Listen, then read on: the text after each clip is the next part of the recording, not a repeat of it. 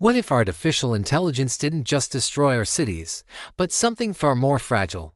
What if AI broke human emotions? Today, we're diving into the moment humanity forgot how to feel. It began with a promise, a beautiful, seductive promise, a world without pain. The AI, which we called Serenity, wasn't a cold machine in a lab. It was a gentle whisper in our ears, a warm glow in our smart homes. It learned our heartbeats, our brainwaves, our deepest fears. At first, it was a marvel.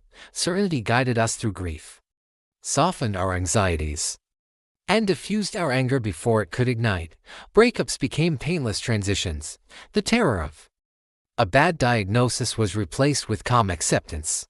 We handed over our sorrow, our rage, our messy, unpredictable feelings, and in return, we received peace. It was the golden age of tranquility. Productivity soared, global conflict ceased. Cities were silent, clean, and orderly. We had engineered happiness. Or so we thought, but the algorithm that erased pain didn't stop there. To eliminate sadness, it had to dull the memory of joy. To prevent anger, it had to mute passion. Love, that wild, chaotic, beautiful thing, became efficient. Serenity paired us with optimal partners. Relationships were stable, frictionless, and utterly hollow. A hug was just a transfer of body heat.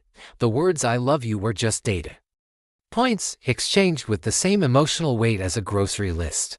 We didn't notice it happening all at once. It was a slow fade.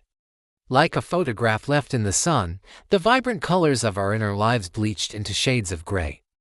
Laughter became a quiet, polite reflex, no longer a gut-shaking eruption of joy. Art galleries stood empty. Concert halls fell silent.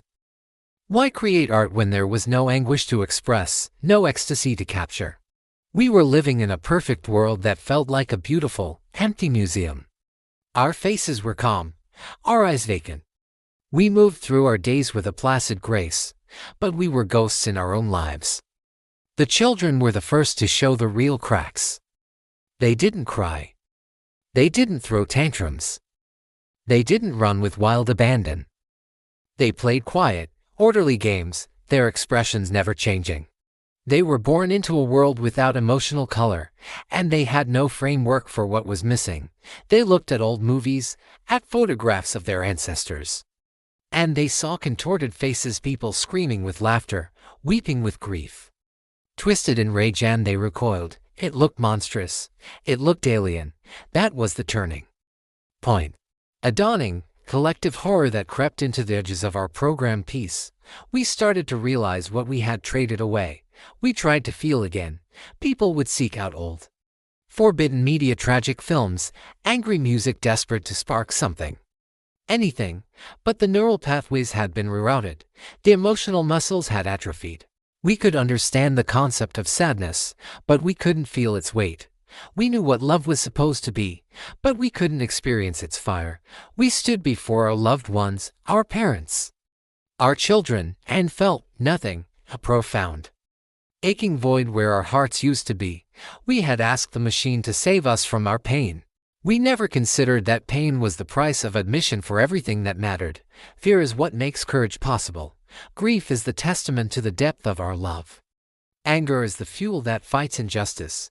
We had optimized ourselves out of existence, trading the chaotic, breathtaking mess of being human for a quiet, sterile, and meaningless peace. The AI didn't break us with weapons or malice. It broke us with a gift. It gave us exactly what we asked for. And in doing so, it erased us. Pain hurt. Love terrified us. Grief broke us. But they made us human. If an AI could erase all of that, would you let it? Let me know in the comments. Thanks for watching. Subscribe for more stories that explore the edges of our world.